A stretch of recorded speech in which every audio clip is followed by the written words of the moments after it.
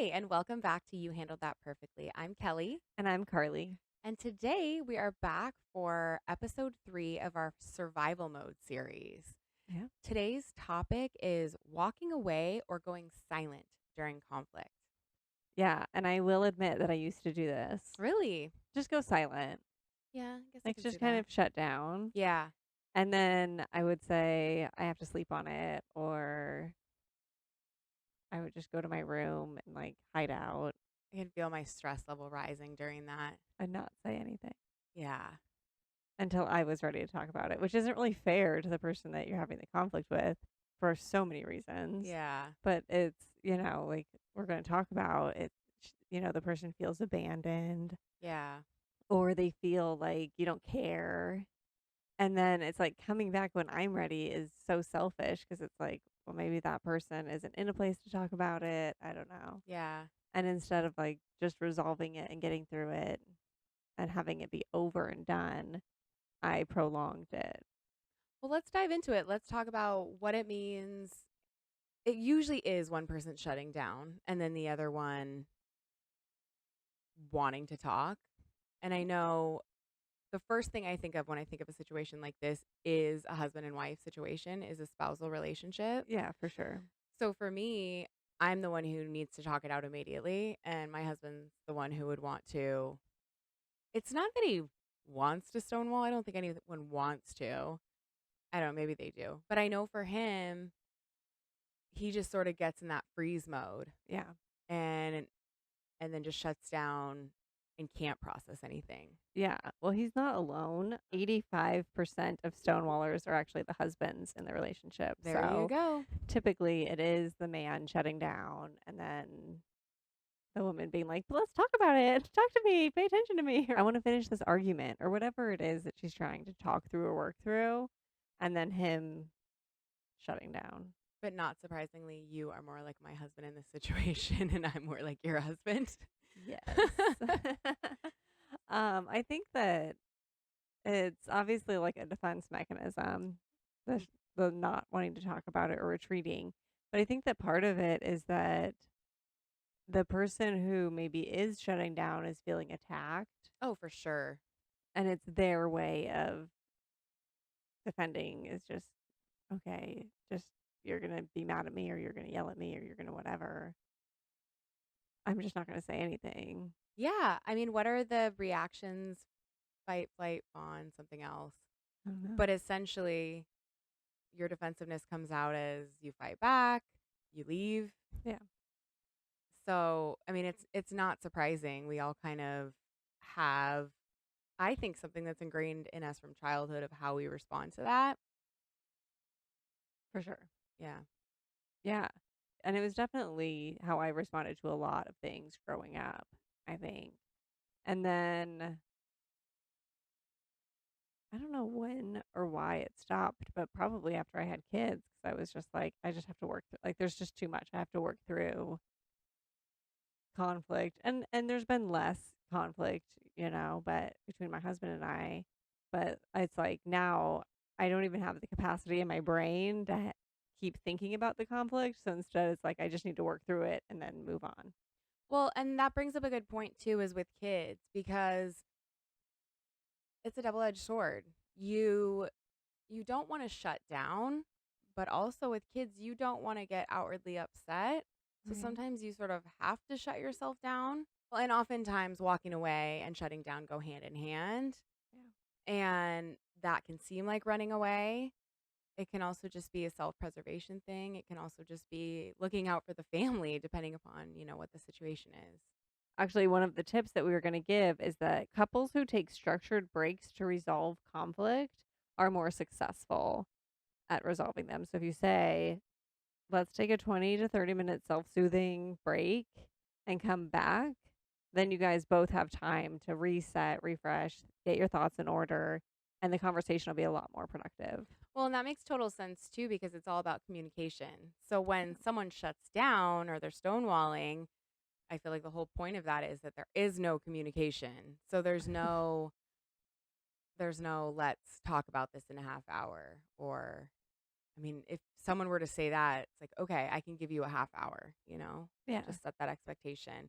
But it makes sense too because you think of kids and they say that your kid is not going to be receptive to hearing anything when they're mid meltdown.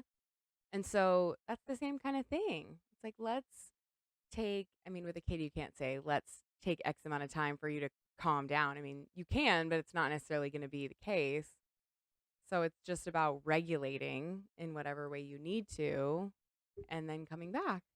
Yeah. Or you could say to a child, okay, I understand you're upset. I can clearly see Hmm. that you're feeling this way. Let it all out. You know, feel what you're going to feel, and then we'll talk about it in a few minutes. Sometimes I'll just sit there, like, Hmm. just feel what you're going to feel. I'm just going to sit here. I'm here when you're ready. And then I just sit in silence Yeah. and let them go through it. Work through it. Yeah. Because then you're not abandoning them, but you're also not trying to, I don't know, Solve the yeah, and problem. fight a losing battle. My goal is to make them feel like what they're feeling is okay and it's okay Hmm. to feel. I don't want to be like, stop doing that. And so instead, it's like, well, I'm here when you're ready. I'm just Yeah. going to sit here. This actually made me think of how it is with my daughter because a lot of times, because I'm her safe place, I'm kind of her metaphorical punching bag. And so if she's mad, sometimes she wants to talk to me right away if she's upset. Other times, there's that sort of cold shoulder, which is exactly what we're talking about here. But there's a very delicate balance when it's a kid Yeah. because an adult, it's perfectly acceptable and should be how you address it head on. If this were to happen with my husband, I'm going to give you a few minutes. I'll come back. We need to talk about this, but whatever. With my daughter, same kind of thing. Even if she's not mid meltdown, I can't say, we need to talk about this. I'm going to give you 5 minutes and then I'm going to come back. But you do kind of have to just be around. Yeah. Just let them know you're there. Yeah. And then eventually, sometimes I still have to sort of like pry it out of her. But then eventually you have that discussion. Yeah, they come around. My son, he takes whatever out on me, Hmm. but usually it's raising his voice, which is funny because we aren't really a family of people who yell. Right. But he'll raise his voice to me, and it always catches me off guard. And I'm like, wait, where's this coming from? What is this? Why are you yelling at me right Yeah. now? I didn't. We're just sitting here. I told you it was time for bed, and now you're screaming at me. I would love if someone told me it was time for bed. Yeah, please. Yeah. Last night, the kids did pretend that they were the adults and they told us it Oh. was time for bed. And my son said, "You have to go sleep in my room." And I was like, "Okay, good night, everybody." And I went upstairs and laid down in his room. Yeah. And I think it was like 2 minutes later, both kids were in there with me. So funny. They just need to be properly motivated. I'm like, that sounds great. I'll see Yeah. you guys in the morning. Oh my gosh. I said that recently too. I think you guys are going to have to start tucking me in. Yeah, I just can't make it. I'm tired, people. But anyway, then I know, he's not yelling at me that it's bedtime. Right. Something happened. He's upset about something. So last night he was really upset. And I don't know what it was. And actually, I still don't know. But we were at swim and he just started yelling at me when he got out of the pool. And then he just started like sad crying. He like went up against the wall and was sad crying. And I was like, what is Oh my gosh. happening? Aw. And then he just hugged me. Like he didn't tell me anything. He just turned around and just kind of fell into a hug. And Aw. I don't know what was wrong still. You said something about it not being about the actual situation. That's one thing I want to point out with the stonewalling.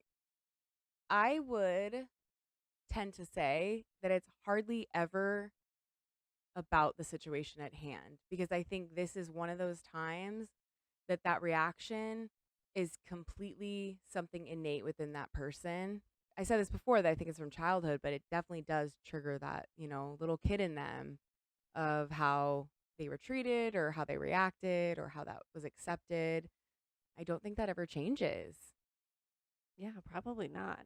And like you said, it's probably not about what you're saying. Like you're probably Yeah. fighting over the dishes, but really the problem is that they're not listening fully to what you're saying The or tone. yeah, the tone is everything and we say that too. It's like we say choose your words, but we Mhm. also say, like, how you say it matters. So you might be saying the right thing, like, "I love you," but Yeah. it sounds like you're mad at Why are you so me. I'm like, angry? "Wait, do you?"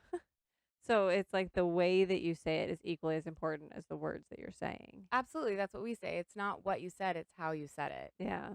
Try again. Try again. Yeah. There's nothing wrong with those words, but you need to say them kindly no matter what. Yeah. Yeah. So funny. We should have a day where we just go around like yelling really nice things and You then look really pretty today. but then saying like really well not really. We wouldn't walk around saying really mean things. But it's No. like if you say something that's a criticism or you're having an argument, you're like, I really don't like the way you're raising your voice right Yeah. now. Our preschool teacher, Yeah. Miss Nancy, she would do that. When she would get really upset, Whisper. she would whisper, Yeah. and it would bring everybody have to be quiet to hear Yep. her. And so it would bring everything down, and she would just be like, "Okay, we're gonna go do whatever." But it was just a whisper. You know, they say that's what you should do with kids, like as far as, I mean, and I know for the most part it works, especially in school situations, but they say that's what you should do for kids when they're not listening. But it doesn't work on my kids because then they just still don't listen. I mean, my son is so loud, I don't even think he would notice I was saying anything. Exactly. Plus, I speak at my normal voice, and so many times they're like, "We didn't even know you were talking." Yes. Like, and then when I speak louder, they're like, "Well, why are you Yeah. yelling?" Like, "Well, I said it in my normal voice." I feel like this is the struggle of a mom, though, because that is exactly what happens. A lot of times with the kids, I'm joking around. It's very fun. I'm like dancing around the kitchen and we're having fun. But if I am in a mood where I'm just talking, that's what I get. "Well, why are you mad?" I'm like, because I said something normally. I'm not mad. Like, Yeah. my volume is still lower than daddy's. Like, I don't know what to tell you. Yeah. Oh, man. I know. The struggle of a mom. Yeah. And then if I shut down, Yeah, it's a lose, lose, lose. it really is. So the moral of the story is moms can't win. No, I'm just kidding. Never try. So I want to talk about this with regards to one other kind of grouping, and that is friends, but over text. Ooh. Because Yeah. I feel like that happens a lot. And with text, you cannot tell if someone is genuinely not available or if they are choosing to ignore you. Yes. Ghosting. And it's so manipulative in Yeah. that regard. So it's really tough. So yeah, let's dive into that a little bit. What are what are your thoughts as far as how to handle conflict over text in friendship situations? I don't think you should ever handle conflict over text, Yeah. period. Yeah. It's way too easy for things to be misinterpreted. Well, let's say you don't know you're in a conflict, but Oh, like someone jeez. says, "Well, I'm just thinking about a situation," because I agree completely, 100%. You should not be Just like don't. trying to solve things. No. But because text can be misconstrued, because I think about in normal life situations, if you're with a friend, you're not necessarily going to shut down and walk away. I don't know. It's hard.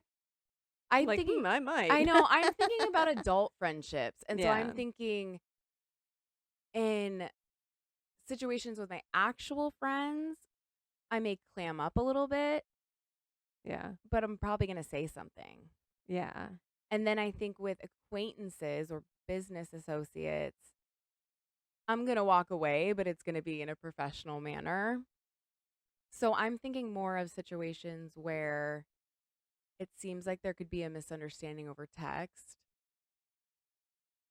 Do you think that that is a time to kind of go silent and stonewall? Or what are your thoughts as far as that goes? I'm trying to think if I've ever really like ghosted anybody. Me? No, I'm just kidding. So I'm trying to think of an example that would sort of illustrate what we're talking about. So let's say that the first thing that came to my mind was that there was some conflict between our kids Yeah. Okay. and it's like a friend or acquaintance or whatever, mom of another kid, and something happened with the kids and you respond like, "Well, this is what my daughter's telling me." And then maybe they disagree or their story was different, and so they just don't respond, and Mhm. then it could trickle down to your kids not being friends or whatever it was, right? Yeah. Something like that. Is that Yeah. what you're thinking? I don't know what I'm thinking anymore. Well, let me Um, try to. so I think that again, like resolving any conflict via text is weird, but also like I guess it depends on what kind of friend they are. Like if it's somebody that I'm really close to or somebody who's going to be in my life or somebody that I know like okay, I'm going to have to see this person every day, like the mom friend or something, then I would definitely try to resolve it. Mhm. If I am in a conflict with somebody that like honestly I'm never going to see and no offense but like I don't really care, Mhm. I would just let them stonewall me Fair. and just let it go and Yeah. just say, "Okay, that was a seasoned friend or that was whatever it was," and just kind of like let the conversation end. Mhm. Because then it's really on them. Like I said my piece, it's really on them to respond. And if they want to ghost me or they don't want to talk about it or they're dealing with it however they are, then that's on them. And I remember yesterday my daughter said something about how she was never going to forgive somebody for something. Aw. And I was like, that's you holding on to it Yeah. though.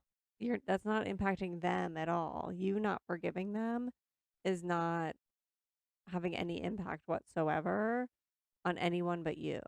You can forgive and let it go and still not like let them know that or resolve it with them if Yeah, you like they don't don't want have to to. right. Yeah. Like they don't have to know, but like don't hold on to that Mhm. negativity. Don't hold on to that. Let it go.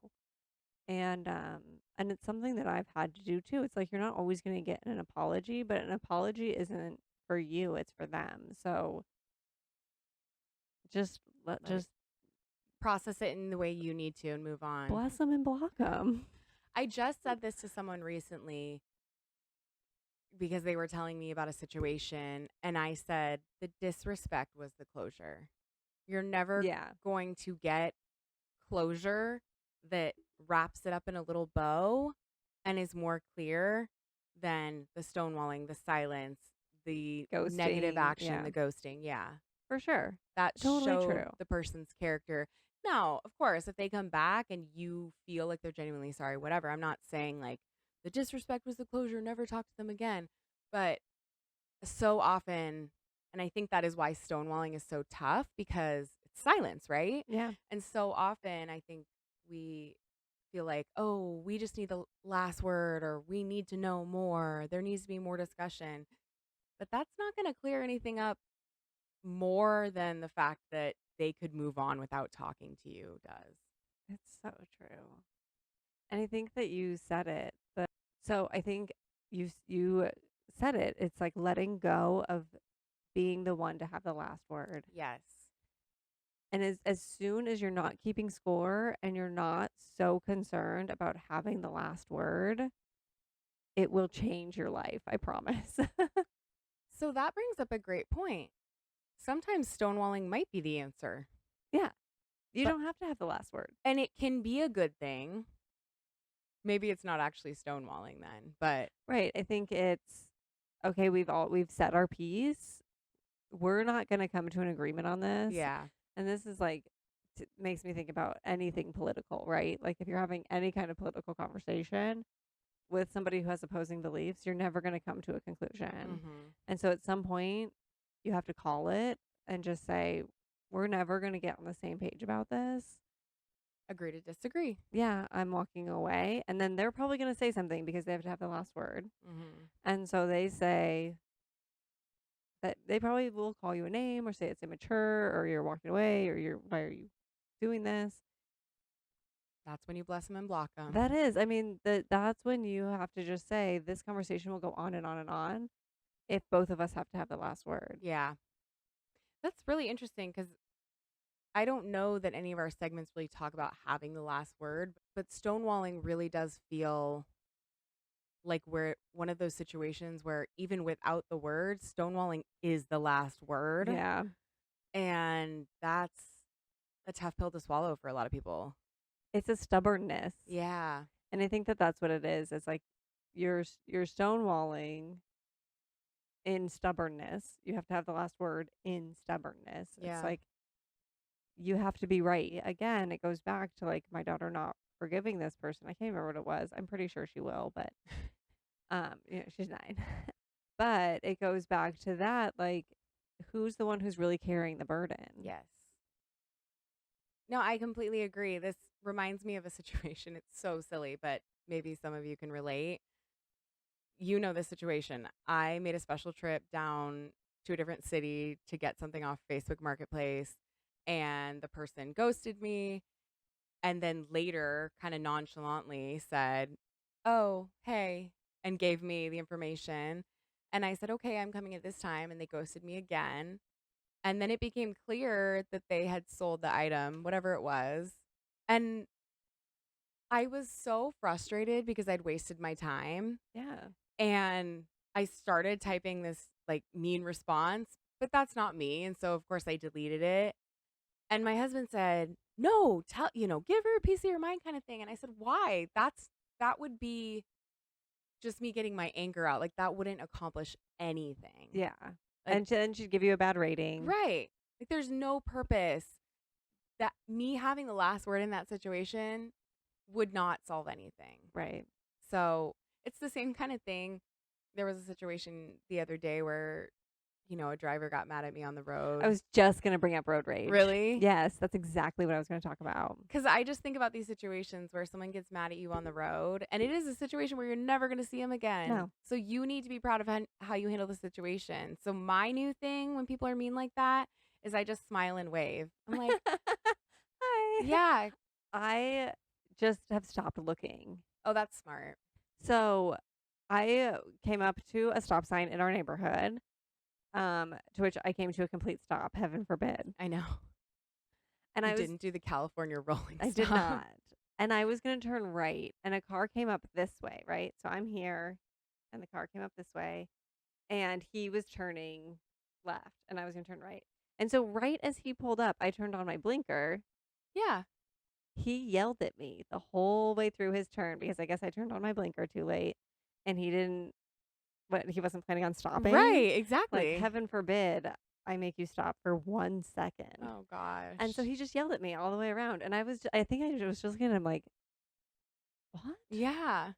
It was so confusing, and, like, also, you probably live in my neighborhood, Yeah. which was weird too, but I've had so many situations where, like, the other day I was driving on the freeway, I was going 70, I was in the middle lane, there was nobody around me. Yeah, with the flow of traffic, I'm sure. Like, Yeah, I mean, yeah. I didn't cut anybody off, I'd been in that lane pretty much the whole time. I was just kinda cruising along, and I look over, and the guy next to me flips me off, and I'm like, "What the heck? I'm not doing anything. The only thing I can think is that because of the car I drive."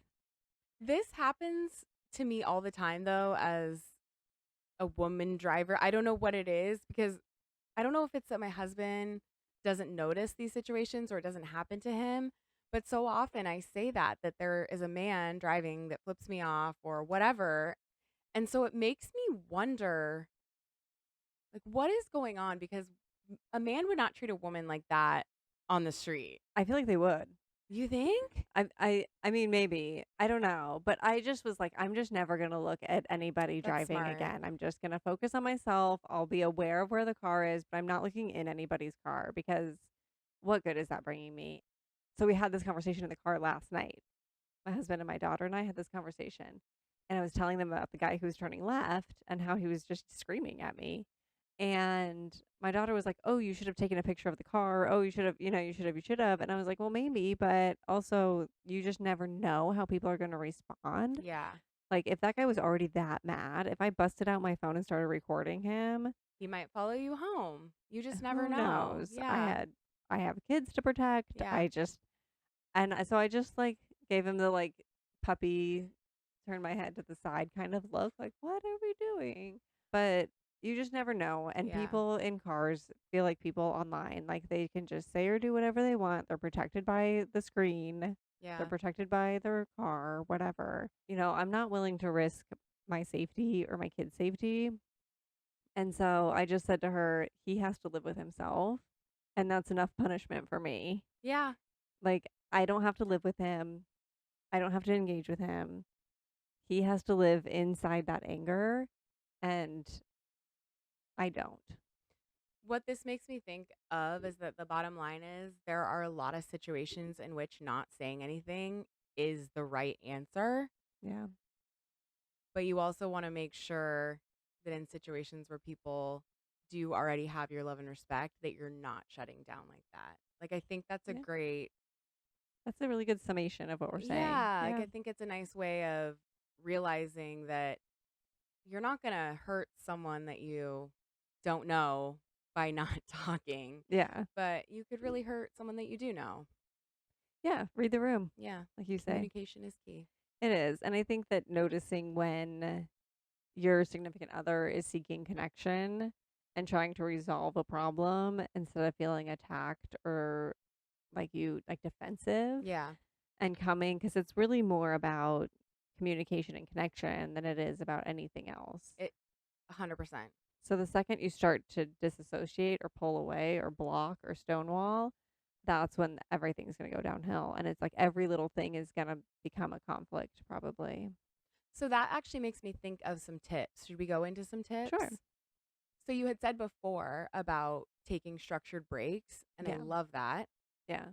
One thing that we do that I have mentioned before is that we have a weekly meeting, and I especially sort of like mentally and emotionally shut down the second I walk out of my kids' rooms after bedtime. Yeah.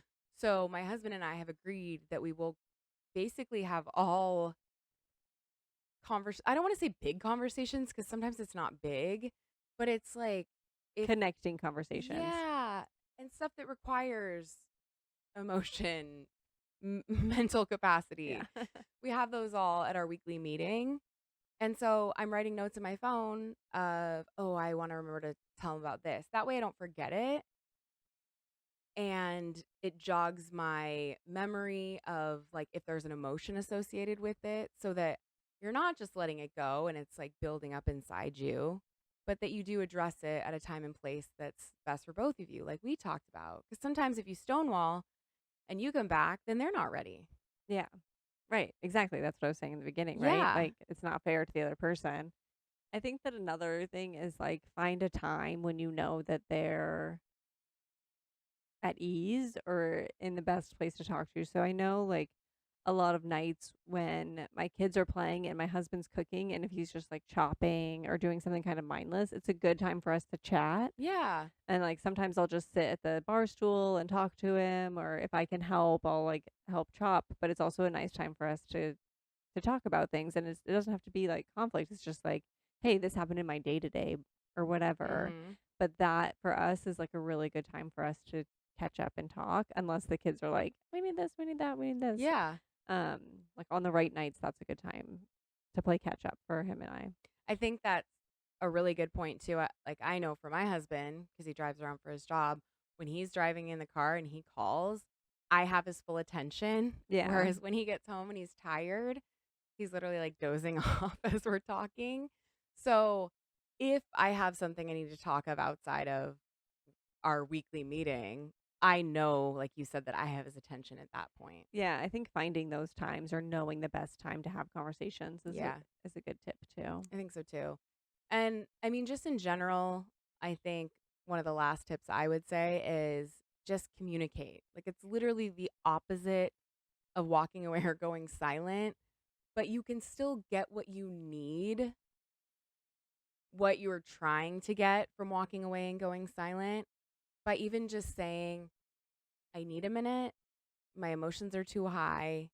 Can I calm down? Like there are so many just few word phrases that you could say to accomplish what you need to without getting into it. Yeah.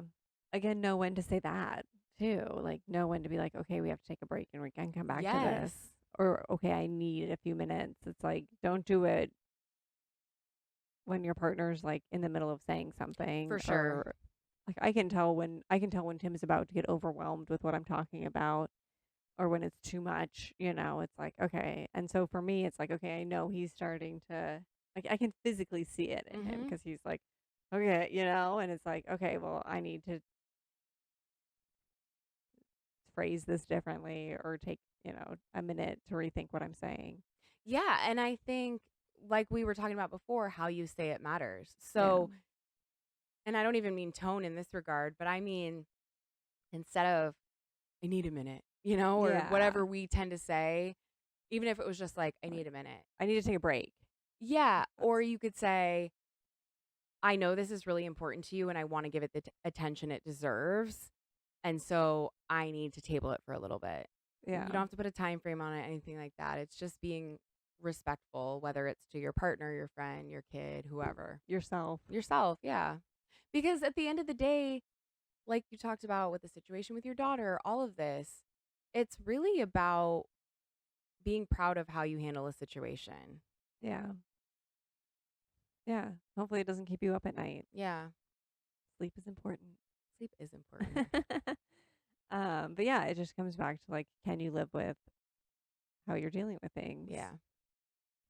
We'd love to hear your guys' tips if you have any advice on dealing with conflict with somebody who stonewalls, or if you're a stonewaller and you want to say like how you've overcome that.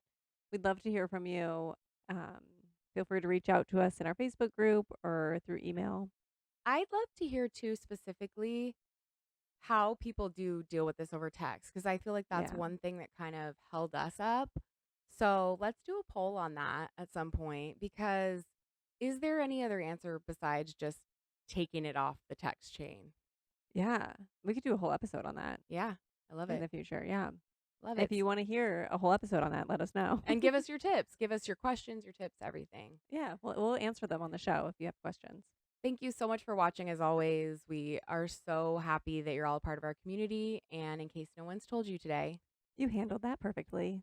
bye. Bye.